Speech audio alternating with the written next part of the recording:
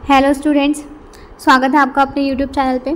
इस चैनल पे हम यूपीएससी से रिलेटेड कंटेंट को स्टडी करते हैं और उसे इजी से इजी लैंग्वेज में समझने की कोशिश करते हैं। If you like the video please do like, share, subscribe and comment. आज हम स्टार्ट करने वाले हैं हमारी 9th क्लास की इकोनॉमिक्स, ठीक है, जिसका फर्स्ट चैप्टर हम देखेंगे आज, जो बात करता है विलेज पालमपुर की स्टोरी के बारे में। ये जो विलेज है पालमपुर का, इसका हम देखेंगे इस चैप्टर में। डिस्क्रिप्शन है बहुत ज़्यादा, ठीक है, और कुछ टेक्निकलिटीज़ हैं, कुछ टेक्निकल टर्म्स हैं, उसका हम देखेंगे। स्टार्टिंग होती है, देखो ये जो स्टोरी है ना पालमपुर की, वो हमें सिखा देगी कि प्रोडक्शन जो होता है उसमें क्या क्या चीज़ों की ज़रूरत होती है, क्या क्या चीज़ें होती हैं जिनके बिना प्रोडक्शन नहीं हो सकता है, ठीक है। बेसिक कॉन्सेप्ट जो है वही सिखा के जाएगा ये स्टोरी पालमपुर की। स्टार्ट करते हैं। देखो ये प्रोडक्शन एक्टिविटीज़ होती हैं, कोई भी प्रोडक्शन होता है, मैन्युफैक्चरिंग होती है, तो उसमें कुछ चीज़ें होती हैं जिनकी ज़रूरत होती है और उन चीज़ों के बिना वो प्रोडक्शन हो नहीं सकता है, ठीक है। जैसे कि उसमें नेचुरल रिसोर्स चाहिए होते हैं, उसे मैन मेड आइटम्स होते हैं, ह्यूमन का एफर्ट चाहिए होता है, पैसा चाहिए होता है, मनी चाहिए होता है। तो ये सारी चीज़ें जो है कोई भी प्रोडक्शन करने के लिए जो है हमारी ज़रूरत होती है और यही इम्पॉर्टेंट भी है इस बुक के हिसाब से, मतलब इस चैप्टर के हिसाब से जो है इम्पॉर्टेंट चीज़ें हम देखेंगे। मेनली फालतू चीज़ों पे अपना टाइम वेस्ट करेंगे नहीं। इंट्रोडक्शन हो रहा है और ये बता रहा है पालमपुर की स्टोरी। पालमपुर एक विलेज है, ठीक है, जो बताता है ये सारी चीज़ जो यहाँ पे लिखी गई हैं, उसका मैं शॉर्ट डिस्क्रिप्शन दे देती हूँ कि पालमपुर एक अच्छा वेल डेवलप्ड विलेज है, ठीक है, जहाँ पे अच्छी कनेक्टिविटी है, दूसरे नेबरिंग विलेज से भी उसकी अच्छी कनेक्टिविटी। ऐसा विलेज जहाँ पे अच्छी खासी जो इरिगेशन फैसिलिटी है, अच्छी खासी इलेक्ट्रिसिटी अवेलेबल है लोगों के घरों में, ठीक है, इरिगेशन फैसिलिटी है, स्कूल्स हैं वहाँ पे, अच्छे हेल्थ सेंटर भी अवेलेबल है, रोड का सिस्टम अच्छा बना हुआ है। मतलब ओवरऑल ये जो विलेज है पालमपुर का, वो क्या है, एक आइडल विलेज है, ठीक है। आइडल मतलब कि इसमें सारी सुविधाएँ जो है वो है। अराउंड 450 फैमिलीज़ जो हैं इस विलेज में रहती हैं। अलग अलग कास्ट से जो लोग हैं वो बिलोंग करते हैं। 80 फैमिलीज़ जो हैं, इनमें से 450 में से वो अपर कास्ट से है और कुछ फैमिलीज़ जो है एससी कास्ट है उससे बिलोंग करती हैं। फिर इस विलेज से मेनली हमारी जो चीज़ें हैं वो यही पता चलती है कि अच्छा वेल डेवलप्ड है और यहाँ का रोड सिस्टम अच्छा है, ट्रांसपोर्ट अच्छा है, इलेक्ट्रिसिटी अच्छा है, इरिगेशन अच्छा है, स्कूल है यहाँ पे, हेल्थ सेंटर्स है, मतलब सारी जो फैसिलिटीज़ होनी चाहिए वो अवेलेबल हैं। दूसरी बात कि इस विलेज का जो इम्पॉर्टेंट एक्टिविटी है वो है फार्मिंग, ठीक है। कोई भी विलेज हो वहाँ पे फार्मिंग जो है वो मेन एक्टिविटी होती है, ठीक है। बिना फार्मिंग के तो कह नहीं सकती कि विलेज है। तो इसी फार्मिंग में क्या चाहिए होता है, कुछ फार्मिंग एक्टिविटीज़ भी होती हैं और कुछ नॉन फार्मिंग एक्टिविटीज़ भी विलेज में होती है। जैसे कि कोई शॉप चला रहा है, ठीक है, जैसे कि कोई रिक्शा चला रहा है, कोई टोंगा वाला है, ठीक है। तो इस तरीके के अलग अलग काम भी कुछ लोग करते हैं एक विलेज में। तो दोनों तरीके की एक्टिविटी होती है, फार्मिंग भी और नॉन फार्मिंग भी। लेकिन फार्मिंग जो है वो मेन प्रोडक्शन है कि अगर 100 लोग हैं उस विलेज में तो 100 में से कम 75 लोग तो क्या होंगे, फार्मिंग कर ही रहे होंगे, ठीक है। हमारा जो मेन फोकस है वो इन चीज़ों पे है और यही इम्पॉर्टेंट भी है इकोनॉमिक्स के पॉइंट ऑफ व्यू से। देखो प्रोडक्शन करने के लिए हमें कुछ चीज़ों की ज़रूरत होती है, या फिर कहो कि प्रोडक्शन का एम क्या है। जैसे तुम्हारा जो है यूपीएससी क्लियर करने के बाद में कोई एम होगा ना कि मुझे ये काम करना है, सोसाइटी के लिए, कंट्री के लिए कुछ ये करना है, वो चीज़ करनी है। तो इसी तरीके से जब प्रोडक्शन करना होता है, कोई भी चीज़ बनानी होती है, मैन्युफैक्चर करनी होती है, तो उसका एम क्या होता है कि लोगों की ज़रूरतों को पूरा करना। जैसे लोगों को ज़रूरत है कपड़ों की, क्लोथ्स की, तो उसके हिसाब से बनाया जाता है, प्रोडक्शन किया जाता है उसका, ठीक है। तो इस तरीके से सोसाइटी की नीड को देख के, लोगों की ज़रूरतों को देख के कोई भी चीज़ का प्रोडक्शन किया जाता है, ठीक है। उसका एम ही होता है प्रोडक्शन का कि जो भी सर्विसेज की, जो भी गुड्स की ज़रूरत है वो प्रोड्यूस किए जाएं। अब उस प्रोडक्शन को करने के लिए हमें कुछ चीज़ों की ज़रूरत होती है, या फिर ऐसा कह सकते हैं कि इन चीज़ों के बिना ये प्रोडक्शन हो नहीं सकता है। जैसे कि अगर तुम्हें बनना है IAS ऑफिसर, ठीक है, किसी भी सिविल सर्विस में तुम्हें जाना है, तो उसके लिए तुम्हें बुक्स पढ़नी पड़ेगी, ठीक है, इसके बिना तो तुम बन नहीं सकते हो, ठीक है। तो इसी तरीके से प्रोडक्शन करना है तो उसके लिए भी कुछ चीज़ें ज़रूरत है और उनके बिना तुम प्रोडक्शन कर नहीं सकते हो। जैसे कि लैंड, ठीक है, जगह जो है, लैंड जो है वो बहुत ही ज़रूरी है, इसके बिना नहीं हो सकता है। ये फैक्टर्स ऑफ प्रोडक्शन है। फैक्टर्स मतलब कि इनके बिना काम नहीं हो सकता, इनके बिना प्रोडक्शन नहीं हो सकता है। तो लैंड की ज़रूरत होगी, और लैंड के अलावा नेचुरल रिसोर्स में जैसे वाटर चाहिए है, फॉरेस्ट, मिनरल्स, ठीक है, ये सारी चीज़ों की ज़रूरत होती है। दूसरा होता है लेबर। क्या है? Important labour. अब काम करने वाले लोग ही नहीं होंगे तो फिर तुम प्रोडक्शन कैसे करोगे? उस चीज़ तुम्हें बनाना है कपड़ा, ठीक है, क्लॉथ बनाना है, और वो क्लॉथ को बनाने के लिए तुम्हारे पास में लेबर ही नहीं है, तो फिर तुम कैसे बनाओगे उसे? ठीक है, तो लेबर इम्पॉर्टेंट है। और फिर दूसरी चीज़ है फिज़िकल कैपिटल। फिज़िकल कैपिटल क्या है कि प्रोडक्शन करने के लिए हमें कुछ इनपुट चाहिए होते हैं। इनपुट क्या क्या होते हैं? जैसे कि मशीन है, जैसे कि टूल्स हैं, ठीक है, जैसे कि पैसा है, मनी है, ये सारे इनपुट का ही तो काम कर रहे हैं, ठीक है। तो फिज़िकल कैपिटल जो है उसमें दो चीज़ें आती हैं। फिज़िकल कैपिटल में आता है एक फिक्स्ड कैपिटल और एक होती है वर्किंग कैपिटल। क्या होती है? एक फिक्स्ड कैपिटल, एक वर्किंग कैपिटल। फिक्स्ड कैपिटल में क्या होता है? वो सारी चीज़ें जो हमारे पास में फ़िक्स है कि एक बार ख़रीद ली, एक बार उसको हमने ख़रीद ली तो फिर वापस हमें उसे ख़रीदने की ज़रूरत नहीं पड़ेगी सालों तक।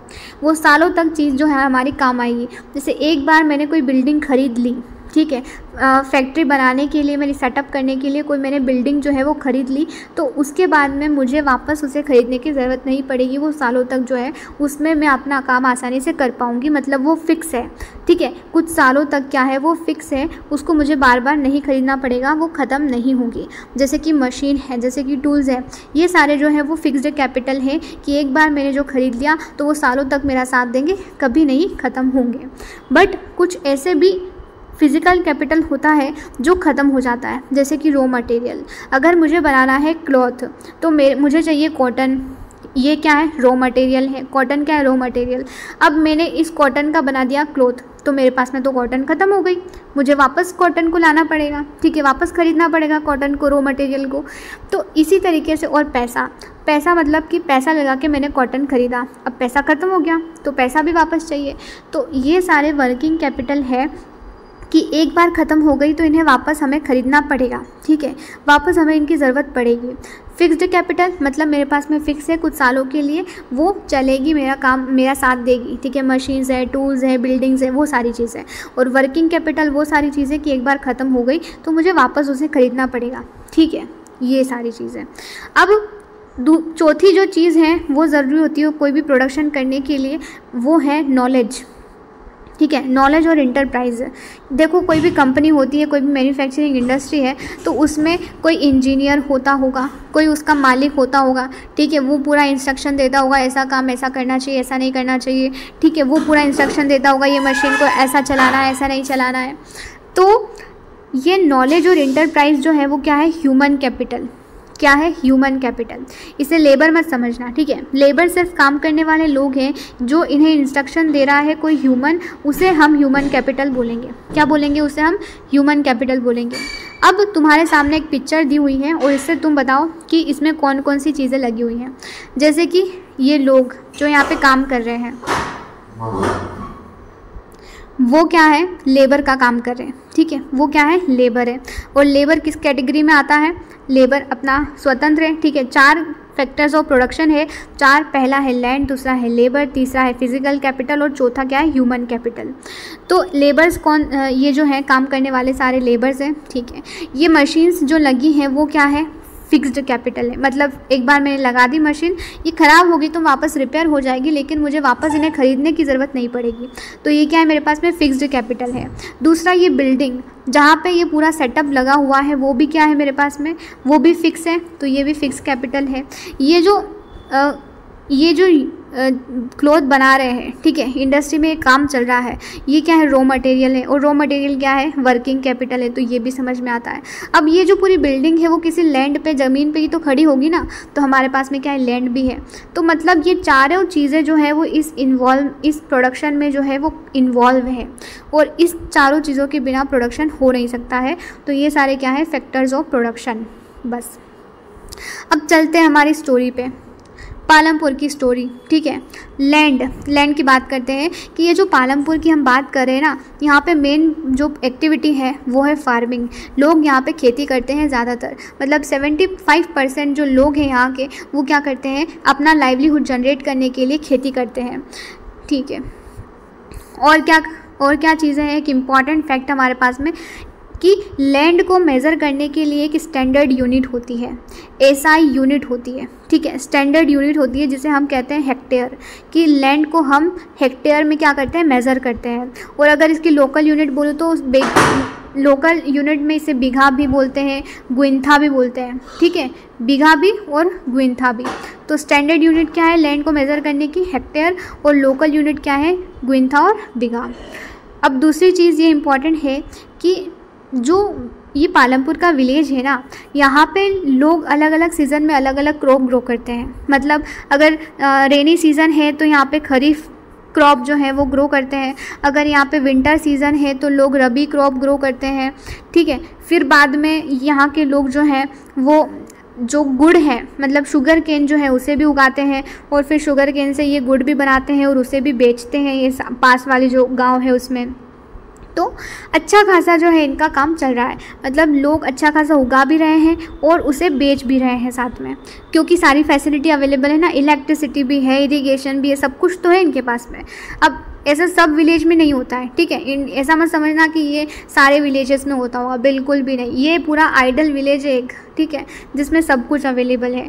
बट यहाँ पे बताया जा रहा है कि इंडिया के सारे विलेजेस नहीं है जहाँ पे सारा सब कुछ अवेलेबल हो, इरिगेशन भी हो, इलेक्ट्रिसिटी भी हो, सब कुछ। और डेक्कन प्लेट्यू स्पेशली बात करूँ तो वहाँ पे बहुत कम लेवल का इरिगेशन अवेलेबल हो पाता है लोगों के पास में, फार्मर्स के पास में।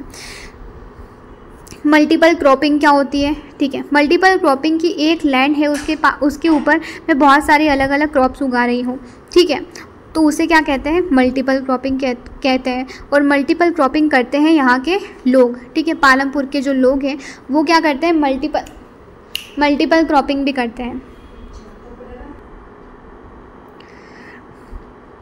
चलो आगे बढ़ते हैं। क्या है ये पूरा जो है हमें डाटा दिया गया है कि 1950 से लेके अभी तक का जो टोटल कितना एरिया जो है वो कल्टीवेशन में हम यूज़ करते हैं, ठीक है। इंडिया का जो टोटल एरिया है उसमें से कितना हेक्टेयर जो है यूज़ किया जाता है कल्टीवेशन में। जैसे कि 1950 में ये 132 मिलियन हेक्टेयर था। फिर जैसे जैसे साल आगे बढ़ते गए तो ये जो एरिया है कल्टीवेशन के अंडर वो भी बढ़ता गया, जैसे देखने को मिल रहा है आपको यहाँ पे। और इसी का ग्राफ में कन्वर्ट कर दिया, जैसे कि ये ग्राफ है तो 1950 में ऐसा, फिर जैसे जैसे ईयर्स बढ़े तो ये इनका जो है एरिया भी बढ़ता गया कल्टीवेशन के अंडर में, ठीक है। ये बताया जा रहा है, इंपॉर्टेंट मैप है और इसमें देखना ज़रूरी कि हमारा जैसे जैसे साल बढ़ते गए तो क्या होता गया, कल्टीवेशन के लिए एरिया भी है, लैंड भी ज़्यादा लोग जो है यूज़ करने लगे कल्टीवेशन के लिए। थोड़ा सा 2015 का ऐसा टाइम था जब इसमें डाउनफॉल आया था 2015 और 16 में, बाकी तो फिर जब से ग्रो ही कर रहा है ये, ठीक है। 2017 तक का डाटा दिया गया है। अब यील्ड क्या होता है, हम यू बात करते हैं कि ज़्यादा यील्ड होना चाहिए। यील्ड क्या होता है, देखो कोई एक पर्टिकुलर सीज़न है, ठीक है, मान लो रेनी सीज़न है और एक पर्टिकुलर एरिया है तुम्हारे पास में, कोई भी एरिया है, एक पर्टिकुलर सीज़न है और तुमने किसी भी एरिया पे कोई क्रॉप लगाई, ठीक है, कोई भी क्रॉप लगाई और वो क्रॉप कितनी ग्रो करेगी, कितना उसका प्रोडक्शन होगा ना, उसे ही यील्ड कहते हैं। क्या कहते हैं उसे, यील्ड कहते हैं कि उसका क्रॉप का कितना प्रोडक्शन हुआ उसे कहते हैं यील्ड। अब 1960 के पहले क्या था कि फार्मर्स के पास में इतनी ज़्यादा फैसिलिटी थी नहीं, अच्छा खासा इरिगेशन अभी था नहीं उनके पास में, अच्छी खासी टेक्नोलॉजी थी नहीं, मशीन्स जो थी वो इतनी ज़्यादा थी नहीं जैसे आज के टाइम पे ट्रैक्टर्स हैं, फर्टिलाइज़र है, पेस्टिसाइड है, बहुत सारी चीज़ें अवेलेबल है आज के फार्मर्स के पास में। लेकिन 1960 के पहले ये नहीं था। क्यों नहीं था, ये आया है ग्रीन रिवॉल्यूशन के बाद में। ग्रीन रिवॉल्यूशन आता है 1960 में, जब गवर्नमेंट इंट्रोड्यूस करती है हमारे इंडिया के फार्मर के लिए कि आप हाई यील्डिंग वैरायटी सीड को यूज़ करो। हाई यील्डिंग वैरायटी सीड क्या होता है, ये ऐसे सीड्स होते हैं, ऐसे जो है ये बीज होते हैं जो प्रोडक्शन को बढ़ा देते हैं, ठीक है। इनको ग्रो करने के बाद में ज़्यादा प्रोडक्शन होता है और इन सीड्स को ग्रो करने के लिए अच्छा खासा फर्टिलाइज़र चाहिए होता है, अच्छा खासा इरिगेशन चाहिए होता है, अच्छे खासे पेस्टिसाइड का यूज़ करना होता है, तब जाके ये प्रोडक्शन होगा हमें, ठीक है, प्रोडक्शन मिलेगा। तो इसके कुछ ये भी चीज़ें हैं कि हाई यील्डिंग वैरायटी सीड तभी हमें प्रोडक्शन में इजाफा करेंगे, तभी हमारा प्रोडक्शन बढ़ेगा जब हमारे पास में इरिगेशन भी हो, जब केमिकल फर्टिलाइज़र भी हो, पेस्टिसाइड भी हो। और इन सारी चीज़ों को लेने के लिए अच्छा खासा पैसा भी चाहिए होता है, मनी भी चाहिए होता है, जो बेचारे स्मॉल फार्मर्स होते हैं उनके पास में नहीं अवेलेबल हो पाता है, ठीक है। पंजाब है, हरियाणा है, वेस्टर्न यूपी है, ये पहले स्टेट्स हैं जिन्होंने इस मॉडर्न फार्मिंग को इंट्रोड्यूस किया अपने अपने स्टेट्स में, क्योंकि इनके पास में अच्छा खासा इरिगेशन भी अवेलेबल था और अच्छे खासे पैसे भी, ताकि ये सारी चीज़ें ले सके। मशीन्स जैसे कि ट्रैक्टर्स हैं, थ्रेशर्स हैं, वो सारी चीज़ें, फिर इरिगेशन फैसिलिटी भी अच्छी खासी इनके पास में, केमिकल फर्टिलाइज़र भी, पेस्टिसाइड भी। तो ये जो स्टेट्स थे वो पहले थे जिन्होंने अपने यहाँ पे मॉडर्न फार्मिंग टेक्निक को क्या क्या इंट्रोड्यूस किया। और पालमपुर में भी जब से ये जो है हाई यील्डिंग वेराइटी सीड का यूज़ होने लगा, तब से क्या हुआ, तब से यहाँ पे प्रोडक्शन इंक्रीज़ हुआ। जैसे कि पहले हुआ करता था 300 kg पर हेक्टेयर, और उसके बाद में हो गया डायरेक्ट 3200 kg पर हेक्टेयर, मतलब 3 गुना डायरेक्ट जो है वो इनका प्रोडक्शन बढ़ जाता है इस हाई यील्डिंग वेराइटी सीड को यूज़ करते ही, ठीक है। तो इसकी इतनी इम्पॉर्टेंस है, इतना प्रोडक्शन ये बढ़ा देता है। बट इसके कुछ खामियां भी तो होंगी, ऑब्वियसली होंगी। बट पहले यहाँ पे ये देख लो कि ये भी एक डाटा दिया गया है कि हमारे यहाँ पे प्रोडक्शन कितना हुआ पल्सेस और वीट का पूरे सालों में 1950 से लेके तो 20 तक कितना प्रोडक्शन हुआ वीट और राइस का, ठीक है। अब मैंने बताया कि इस हाई यील्डिंग वैरायटी सीड के कुछ खामियां हैं, कुछ नुकसान है। क्या नुकसान है? ये हाई यील्डिंग वैरायटी सीड है ना, उसको उगाने के लिए हमें अच्छे खासे केमिकल पेस्टिसाइड का यूज़ करना पड़ता है, अच्छे खासे फर्टिलाइज़र का यूज़ करना पड़ता है, अच्छा खासा इरिगेशन चाहिए, और उसकी वजह से होती है सॉइल की फर्टिलिटी लूज़, ठीक है। सॉइल की जो फर्टिलिटी होती है वो क्या होती है, ख़त्म होती है उस केमिकल का यूज़ करने से, उन केमिकल फर्टिलाइज़र का यूज़ करने से। और इसमें इरिगेशन भी अच्छा खासा चाहिए, तो हमारी जो वाटर टेबल होती है ना वो भी डिप्लीट होती है। डिप्लीट मतलब पानी का स्तर जो है ना वो भी गिरता है ज़्यादा इरिगेशन यूज़ करने से। और ये दो ऐसी चीज़ें हैं सॉइल और वाटर, जो इनको रिस्टोर होने में ना बहुत सारे साल लग जाते हैं, ठीक है। और हम एक झटके में जो है इनका वो करते हैं, मतलब कि हमारी थोड़ी सी जो है नीड के लिए, ग्रीडीनेस के लिए, लालचीपन के लिए हमारी जो सॉइल है, वाटर है, इनको कीमत चुकानी पड़ रही है, ठीक है। आगे बढ़ते हैं। यहाँ पे दिया जा रहा है कि जो कंजप्शन होता है केमिकल फर्टिलाइज़र का वो सबसे ज़्यादा पंजाब में है, ठीक है। पूरी कंट्री के, पूरी इंडिया का देखें तो उसमें सबसे ज़्यादा पंजाब जो है केमिकल फर्टिलाइज़र का यूज़ करता है, और वहाँ के फार्मर्स को भी फोर्स किया जाता है ये यूज़ करने के लिए, ताकि प्रोडक्शन बढ़ेगा। अभी तो हर स्टेट में जो है यही वो लगा हुआ है कंपटीशन कि कौन सा स्टेट सबसे ज़्यादा प्रोड्यूस करेगा, और बेचारे जो फार्मर्स होते हैं वो भी प्रोडक्शन बनाने के चक्कर में ज़्यादा फर्टिलाइज़र का use, high yielding variety seed का यूज़ करते हैं, हाईली इरीगेशन का यूज़ करते हैं, और इस वजह से नुकसान होता है सॉइल का, ठीक है, वाटर का। तो ये सारी चीज़ें हैं। अब क्या है कि लैंड का डिस्ट्रीब्यूशन कैसा है पालमपुर के फार्मर्स के बीच में। पालमपुर के फार्मर्स के बीच में लैंड का डिस्ट्रीब्यूशन, देखो ये स्टोरी है ना, रियल नहीं है, ठीक है। ये तुम्हें समझाया जा रहा है कि इंडिया के फार्मर्स का किस तरीके से है, और इसी को नाम दे दिया पालमपुर का, ठीक है। पालमपुर में अराउंड 450 फैमिलीज़ हैं लैंडलेस। कैसी हैं? लैंडलेस। इनमें से 1/3, 450 में से 1/3 जो है फैमिलीज़ लैंडलेस है, मतलब कि 150 फैमिलीज़ अराउंड जिनके पास में कल्टीवेशन के लिए लैंड नहीं है, और जिनके पास में है वो भी अपने बच्चों के बीच में बांट चुके हैं उसे। जैसे गोविंद एक फार्मर है, उसके पास में 2.25 हेक्टेयर जो है वो लैंड था। इसके जो है वो 3 सन थे, और तीनों के बीच में इसने क्या कर दिया, बराबर डिस्ट्रीब्यूशन कर दिया। अब बेचारों के पास में, सबके पास में थोड़ा थोड़ा जो है हेक्टेयर लैंड गया, 0.75 जो है वो लैंड डिस्ट्रीब्यूट होता है सबके बीच में। अब लैंड कितना कम रह गया है, ठीक है, और उस लैंड के ऊपर आपको हाई यील्डिंग वैरायटी सीड जो है वो लगाने हैं, और उनको लगाने के लिए अच्छा खासा आपको फर्टिलाइज़र भी लेना पड़ेगा, ये सीड को भी ख़रीदने पड़ेंगे, इरिगेशन भी चाहिए होगा, तो इसके लिए पैसा भी चाहिए होगा, ठीक है। ये सारी चीज़ें, ये प्रॉब्लम्स इन्हें फेस करनी होगी बच्चों को, ठीक है, गोविंद के, क्योंकि लैंड पहले से कम था और फिर डिस्ट्रीब्यूट हो गया। और भी आजकल भी यही होता है कि जो फादर होता है उसकी प्रॉपर्टी जो होती है वो डिस्ट्रीब्यूट हो जाती है उसके सन्स में, तो वो कितना कम हो जाता है। जैसे अगर फार्मर के पास में 6 हेक्टेयर था तो इन दोनों के बाद में 3-3 जाएगा, ठीक है, डिस्ट्रीब्यूशन हो गया। फिर इसके जो सन होंगे उसके बाद में डिस्ट्रीब्यूशन होगा, इसके बीच में डिस्ट्रीब्यूशन होगा। तो यही लैंड जो है वो कितना डिस्ट्रीब्यूट होगा, कितना बटेगा सबके बीच में, और फिर उसको कल्टीवेट करने के लिए उस पर्टिकुलर पर्सन की कितनी मनी जो है वो स्पेंड होगी, ठीक है। ये सारी चीज़ें देखो, इस वजह से कहा जाता है कि सिर्फ अपने जो लैंड पे निर्भर ना होके आपको कोई दूसरी एक्टिविटीज़ में भी इन्वॉल्व होना चाहिए, कुछ और काम भी उसके साथ में करना चाहिए, ना कि सिर्फ हम फार्मिंग पे डिपेंडेंट रहिए। देखो फार्मिंग इज़ इम्पॉर्टेंट, ठीक है, इम्पॉर्टेंट चीज़ है वो, लेकिन 10 लोग एक ही काम कर रहे हैं उससे अच्छा है कि 10 लोग कुछ और काम कर लें, ठीक है। कोई एक बंदा ये काम कर लेगा, बाकी कुछ और काम कर ले, तो ये ज़्यादा सही रहेगा, हमारी कंट्री की इकोनॉमी भी डेवलप होगी।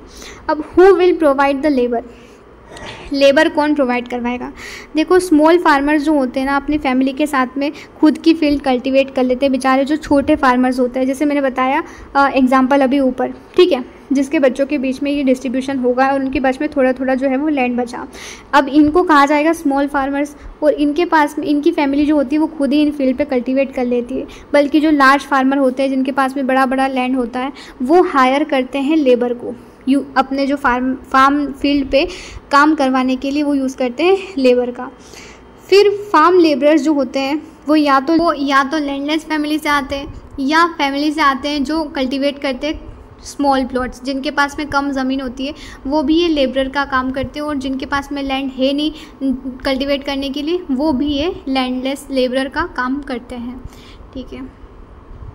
और क्या बताया जा रहा है, इनको जो है वेजेस दिए जाते हैं, या तो कैश में देगा या फिर क्रॉप के फॉर्म में, ठीक है। जो भी काम करवा रहा है ज़मींदार जो भी है, बड़ा लैंडलॉर्ड है, वो इनसे जो भी काम कर रहा है या तो उनको वेज देगा कैश के फॉर्म में या क्रॉप के फॉर्म में, ठीक है। और क्या बताया जा रहा है कि ये जो लोग हैं वो काम कर रहे हैं, एम्प्लॉयमेंट कर रहे हैं, उनका एम्प्लॉयमेंट का ड्यूरेशन या तो कुछ दिन के लिए होता है, डे के लिए, या कुछ मंथ के लिए, या 1 साल के लिए होता है।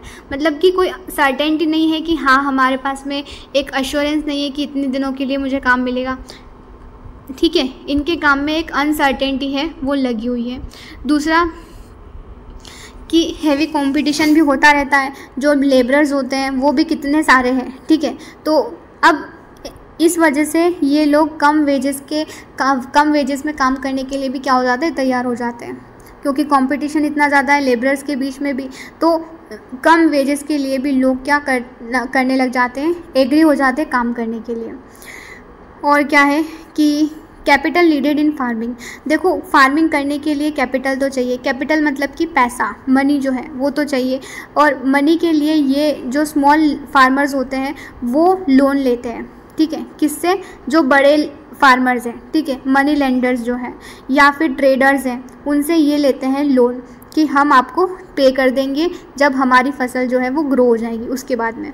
इसी तरीके से एग्जांपल दिया गया है, सविता एक स्मॉल फार्मर है जिसके पास में सिर्फ 1 हेक्टेयर जो है वो लैंड है। अब वो डिसाइड करती है कि उसके पास में पैसे तो है नहीं HIV सीड खरीदने के लिए, सारी एक्सपेंसेस को उठाने के लिए उसको चाहिए 3000 रुपये, ठीक है। वो डिसाइड करती है कि मैं जो अपने एक लैंडलॉर्ड है तेजपाल सिंह, उससे क्या ले लेती हूँ, लोन लेती हूँ, और जब मेरी ये जो फसल हो जाएगी तो मैं उसको चुका दूँगी धीरे धीरे। अब ये जो तेजपाल सिंह है वो क्या करता है, इंटरेस्ट चार्ज करता है 24% का। देखो 4 महीने के लिए ये 24% का इंटरेस्ट चार्ज करता है, और फिर जब ये पे नहीं कर पाएगी तो ये इसी के लैंड पे क्या करेगी, काम करेगी सविता, ठीक है। और इसके 3 बच्चे भी हैं साथ में, इसके पास में रिस्पॉन्सिबिलिटी भी बहुत है, और अगर ये नहीं चुका पाई ये जो लोन लिया इसने, तो फिर इसी के फील्ड पे, तेजपाल सिंह के फील्ड पे इसे क्या करना पड़ेगा, काम भी करना पड़ेगा। तो यहाँ से हमें ये पता चलता है कि जो स्मॉल फार्मर्स होते हैं उनके लिए लोन लेना कितना डिफ़िकल्ट है, कितना मुश्किल है, ठीक है। और जो मीडियम साइज़ के फार्मर्स होते हैं, लार्ज फार्मर होते हैं, उनके पास में तो सेविंग्स होती हैं खुद की, वो चीज़ें खरीद सकते हैं, कैपिटल खरीद सकते हैं जो भी उन्हें ज़रूरत है। ऐसा क्यों है वो भी हम देखते हैं। देखो स्मॉल फार्मर्स के पास में क्या है, लैंड कम है, ठीक है, लैंड कम है, और जो वो उगा रहे हैं ना वो भी कम ही होगा, ठीक है। तो उनका खुद की ज़रूरत पूरी हो जाए वही बात है। बट जो लार्ज फार्मर्स हैं, जो मीडियम साइज़ के फार्मर्स हैं, उनके पास में अच्छा खासा लैंड है और वो लैंड से उनकी तो कमाई निकल ही जाती है, साथ में वो जो है मार्केट में जाके उसे सेल भी करते हैं, ठीक है। जो भी उन्होंने क्रॉप ग्रो किए उसे वो बेचते भी हैं, तो वहाँ से भी उनके पास में पैसा आता है, ठीक है। और वो उस मनी को दूसरी चीज़ों में भी लगाते हैं, जैसे कि जो स्मॉल फार्मर्स हैं, हमने एग्जांपल लिया सविता और गोविंद के बच्चों का, जिनके बीच में डिस्ट्रीब्यूशन हो गया था लैंड का और इसके पास में लैंड की कमी थी। तो ये दोनों ही स्मॉल फार्मर्स हैं और इनका प्रोडक्शन बहुत ही कम है, तो ये खुद की फैमिली की ज़रूरत है ही पूरा कर ले उतना ही बहुत है। बट जो बड़े फार्मर्स हैं, ठीक है, उनके पास में अच्छा खासा पैसा है और वो उस जो भी उन्होंने क्रॉप ग्रो की है उसे मार्केट में बेचेंगे और फिर अपनी मनी अर्न करेंगे। फिर वही मनी को वो यूज़ करेंगे लोन देने के लिए ये छोटे छोटे फार्मर्स को, वहाँ से भी इनको इंटरेस्ट मिलेगा और साथ में अगर पैसा बच गया तो कुछ और चीज़ें भी ये खरीदेंगे, जैसे कि ये कुछ कैटल्स खरीद सकते हैं, ट्रक या फिर कोई शॉप लगा सकते हैं। मतलब कि नॉन फार्म एक्टिविटी में भी ये पार्टिसिपेट कर रहे हैं। कौन? स्मॉल, ये जो लार्ज फार्मर्स हैं, ये जो मीडियम फार्मर्स हैं, ठीक है। तो इससे क्या पता चल रहा है कि जो स्मॉल फार्मर्स होते हैं ना, वो तो मार्केट में उनका जो क्रॉप्स है वो तो आ ही नहीं पाती हैं। जो हमारे पास में मंडियों में जो भी अनाज आता है वो तो सिर्फ इन लार्ज फार्मर्स का और मीडियम साइज़ फार्मर्स का ही होता है। दूसरी बात, नॉन फार्म एक्टिविटीज़ क्या क्या होती है पालमपुर में। देखो, सिर्फ 25% लोग जो है वो ये नॉन फार्म एक्टिविटी करते हैं। नॉन फार्म एक्टिविटी में डेयरी होता है, जहाँ पे पर्सन को क्या खरीदने पड़ते हैं, एनिमल, जैसे बफेलो है, काऊ है, ठीक है। और इनको खिलाने के लिए भी इसे ग्रास चाहिए होगी, जुआर बाजरा जो भी है उसे चाहिए होगा, तो उसके लिए पैसे खर्चने पड़ेंगे। तो कुछ लोग डेयरी का काम करते हैं, फिर कुछ लोग जो हैं वो मैन्युफैक्चरिंग का काम भी करते हैं। लेकिन ये मैन्युफैक्चरिंग का काम इतने बड़े लेवल पे नहीं होता जैसे कि टाउन और सिटीज़ में होता है, छोटे लेवल पे होता है ये, तो कुछ लोग इसमें भी इन्वॉल्व होते हैं। और फिर कुछ लोग जो है वो शॉपकीपर भी होते हैं, मतलब शॉप चलाते हैं और जो हमारे किराना की चीज़ें हैं वो बेचते हैं। फिर कुछ लोग जो हैं वो क्या करते हैं, ट्रांसपोर्टिंग का काम करते हैं, ट्रांसपोर्ट का काम करते हैं, जैसे रिक्शा वाला होते हैं, टोंगा वाला, जीप, ट्रैक्टर, ट्रक ड्राइवर्स, ये सारे लोग ये भी कुछ करते हैं। ये सारी नॉन फार्म एक्टिविटी है, ठीक है। ये चैप्टर ख़त्म हो चुका है, लेकिन मैं तुम्हें इसका इम्पोर्टेंस बता देती हूँ क्या क्या इम्पोर्टेंट है इसमें।